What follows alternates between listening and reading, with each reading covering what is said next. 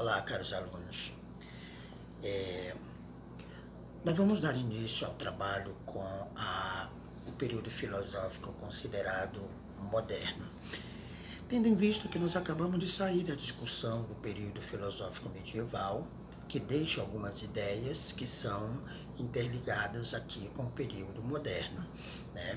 Então, dentro dessa ideia da filosofia moderna, a gente trabalha a questão da ciência, da nova ciência e suas correntes filosóficas, principalmente o racionalismo e o empirismo. A ideia básica que é trazida pela Idade Moderna é a questão de uma nova concepção de mundo. Então, tudo aquilo que aconteceu no período medieval meio que muda agora. Então, a gente vai considerar uma nova forma, uma nova concepção do mundo a partir dessa ideia de modernidade. E aí nós vamos trazer aqui algumas principais ideias, né, dentro desse período moderno, como o Renascimento, o Humanismo e a própria Revolução Científica. Só que aí nós vamos organizar em momentos separados para facilitar a compreensão.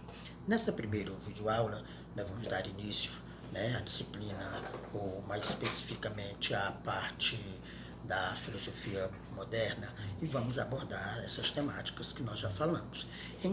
Então, no período do Renascimento, que vai do século XIV até o século XVI, ou melhor, século XV ao século XVI, o mundo vai assistir profundas transformações no campo da política, da economia, da arte e da própria ciência.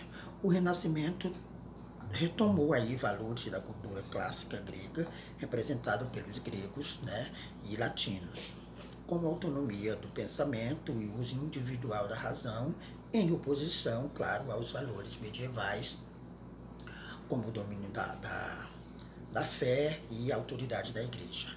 E para entendermos o movimento do Renascimento, é necessário esclarecermos um outro conceito muito importante nesse momento, que é o do humanismo, né? O do humanismo. De acordo com Abiganum, o humanismo é característico da Idade Moderna e apresenta-se sobre duas abordagens diferentes, né? Uma histórica e a outra propriamente filosófica. Nessa perspectiva histórica, temos a compreensão do humanismo como um movimento artístico, filosófico e literário que é originário da segunda metade do século XIV na Itália, que é difundido aí por toda a Europa e tornando um dos aspectos fundamentais do Renascimento. Então, essa ideia de humanismo e renascimento estão muito ligadas. Isto é, inaugura-se uma nova forma de pensar que tem como interesse desvencilhar-se das bases metafísicas do pensamento medieval a partir do reconhecimento do valor do homem na sua totalidade.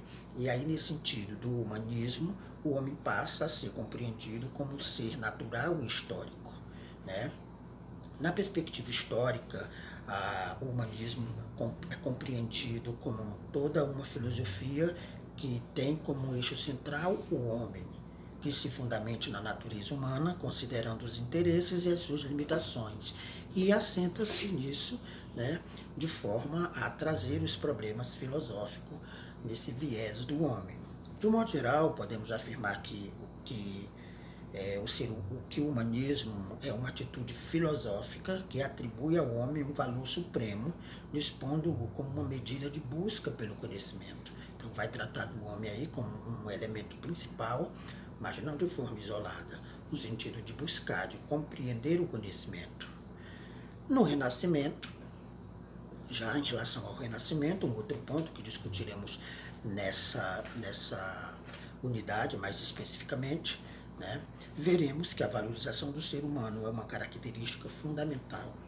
Esse constitui-se por um ponto de fundamental importância nesse momento, pois é a partir da compreensão do homem como um eixo central para o entendimento do universo que vai se desenvolver a ideia de antropocentrismo, né, tendo o homem no centro, não mais aquela ideia de teocentrismo.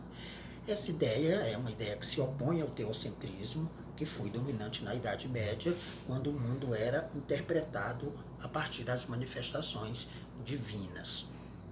Bem, nesse sentido, nós podemos definir como característica do Renascimento a valorização do ser humano, a retomada da cultura greco-romana, a valorização da vida ativa em relação à vida contemplativa e a valorização da razão e da natureza. Então, é um momento de renascer. O Renascimento vai fazer renascer essas ideias, tanto da cultura grega, como a valorização do homem, como essa ideia da razão e tal. E aí nós vamos ter a Reforma Protestante, que é um outro ponto que veremos neste momento, que vai ocorrer no século XVI, onde o poder e a grande influência da Igreja Católica foram profundamente abalados por um movimento de contestação à sua autoridade e doutrina.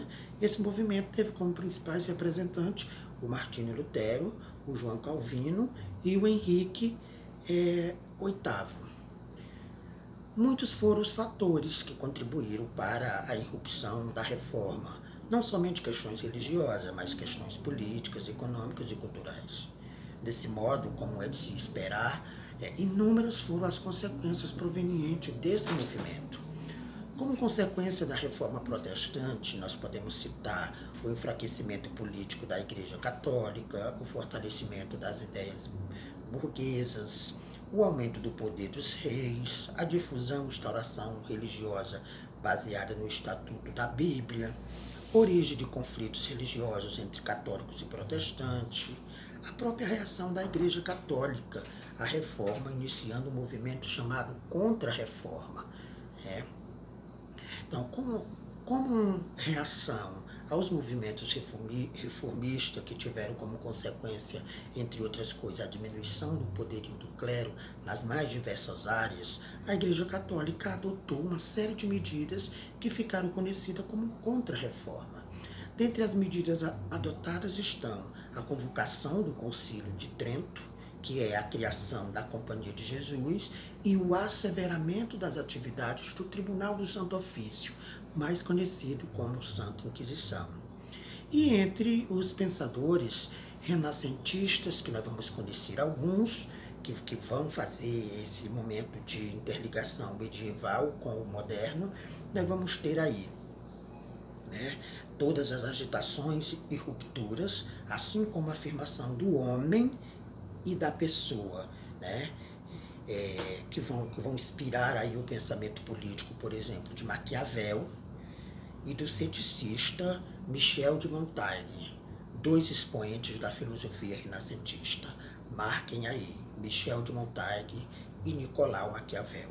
Maquiavel, conforme veremos adiante, e cabe um momento específico para ele, vai inaugurar a ciência política moderna, considerado o pai da ciência política moderna, tendo como suas principais características o fato de ser objetiva, realista e não moralizante.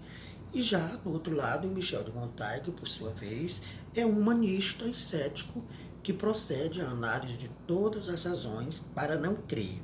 Sua teoria sofre influências estoica, cética e epicurista, lá do período antigo ainda. Mas vejamos separadamente cada um deles e o que cada um deles conseguiu produzir, conseguiu elaborar do ponto de vista teórico. Esse é o momento inicial do pensamento da filosofia moderna, só para a gente entender, e trataremos especificamente um pouco mais de cada uma delas.